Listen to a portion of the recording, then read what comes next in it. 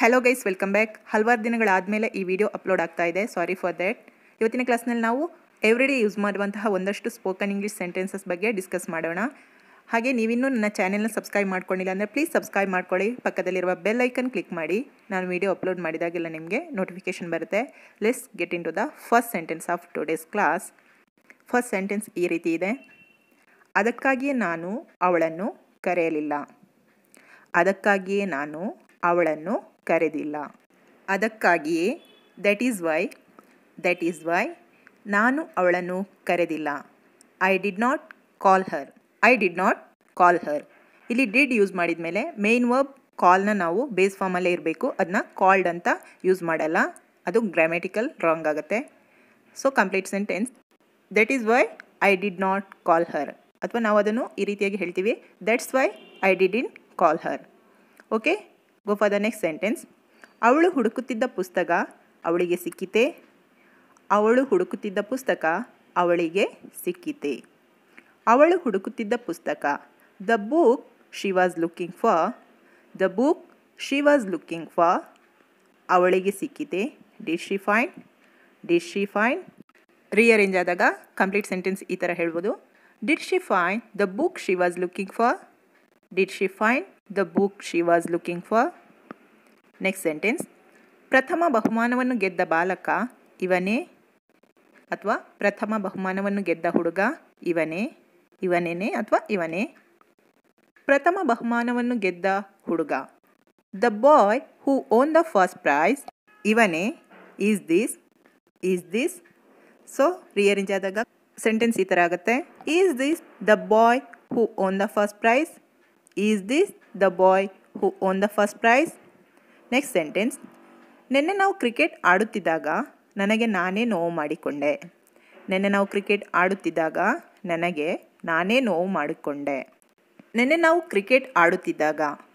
Yesterday when we were playing cricket ನನಗೆ ನಾನೇ ನೋವು ಮಾಡಿಕೊಂಡೆ. I hurt myself. So complete sentence, I hurt myself yesterday when we were playing cricket. Next line, ಕೌಂಟರ್ನಲ್ಲಿ ಯಾರಾದರೂ ಕೆಂಪು ಚೀಲವನ್ನು ನೋಡಿದ್ದಾರೆಯೇ?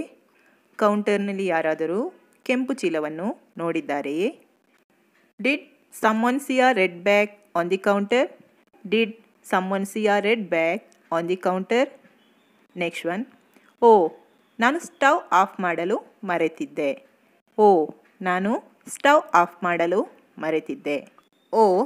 I forgot to turn off the stove. Next line, ನಾನು ಅನಾರೋಗ್ಯದ ಕಾರಣ ನಿನ್ನೆ ಶಾಲೆಗೆ ಹೋಗಲಿಲ್ಲ.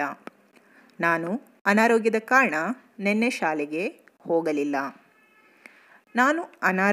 ಕಾರಣ ಆಸ್ ಐ ವಾಸ್ ಸಿಕ್ ನಿನ್ನೆ ಶಾಲೆಗೆ ಹೋಗಲಿಲ್ಲ. I did not go to school yesterday. Correct order of sentence ಇದಾಗುತ್ತೆ.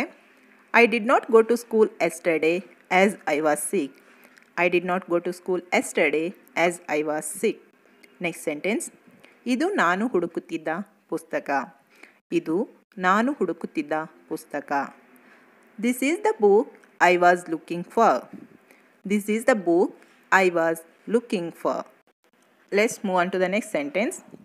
ಆಮೇಲೆ ಒಣಗಿದ ಬಟ್ಟೆಗಳನ್ನು ತೆಗೆದುಕೊಳ್ಳಲು ನೀವು ಅವಳಿಗೆ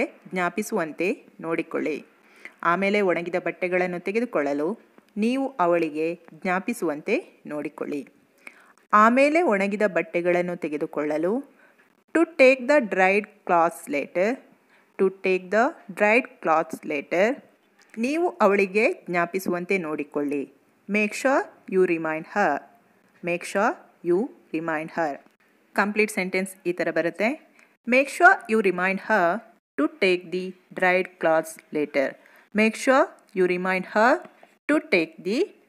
ಕ್ಲಾತ್ಸ್ ಲೇಟರ್. ನೆಕ್ಸ್ಟ್ ಸೆಂಟೆನ್ಸ್, ನಿಮ್ಮ ಜನ್ಮದಿನದಂದು ನೀವು ಧರಿಸಿದ್ದ ಕೆಂಪು ಉಡುಗೆ ಸುಂದರವಾಗಿತ್ತು. ನಿಮ್ಮ ಜನ್ಮದಿನದಂದು ಆನ್ ಯೋರ್ ಬರ್ತ್ಡೇ ನೀವು ಧರಿಸಿದ್ದ ಕೆಂಪು ಉಡುಗೆ, the red dress you wore, the red dress you wore ಸುಂದರವಾಗಿತ್ತು, was lovely, was lovely. Words rearrange ಆದಾಗ ಕರೆಕ್ಟ್ ಆರ್ಡ್ರಲ್ಲಿ ನಮ್ಮ ಸೆಂಟೆನ್ಸ್ ಇದಾಗುತ್ತೆ. The red dress you wore on your birthday was lovely, the red dress you wore on your birthday was lovely. Wear ಇದ್ದು past form is wore, okay, ಧರಿಸು. Next sentence, ಅನೇಕ ಜನರಿಗೆ ಕತ್ಲೆ ಅಂದರೆ ಭಯ ಇರುತ್ತದೆ, ಅನೇಕ ಜನರಿಗೆ ಕತ್ಲೆ ಅಂದರೆ ಭಯ ಇರುತ್ತದೆ. Many people have fear of darkness, many people have a fear of darkness.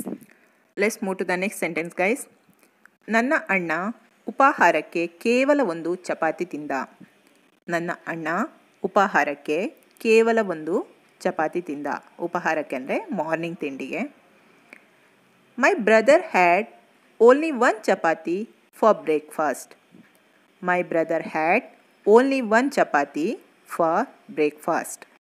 The next sentence, ಓ ದೇವ್ರೇ, ಮೀಸಲಿರಿಸಿದ ಸೀಟುಗಳಿಗಾಗಿ ಕಾಯುವ ಪಟ್ಟಿ ತುಂಬ ಉದ್ದವಾಗಿದೆ, ನಮಗೆ ಸೀಟು ಸಿಗುತ್ತದೆ ಎಂದು ನನಗೆ ಅನ್ನಿಸುತ್ತಿಲ್ಲ.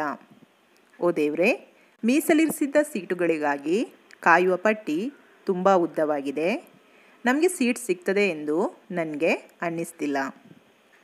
ಓ ದೇವ್ರೇ, ಮೈ ಗಾಡ್, ಮೈ ಗಾಡ್, ಮೀಸಲಿರಿಸಿದ್ದ ಸೀಟುಗಳಿಗಾಗಿ for the reservation seats, for the reservation seats ಕಾಯುವ ಪಟ್ಟಿ ತುಂಬ ಉದ್ದವಾಗಿದೆ.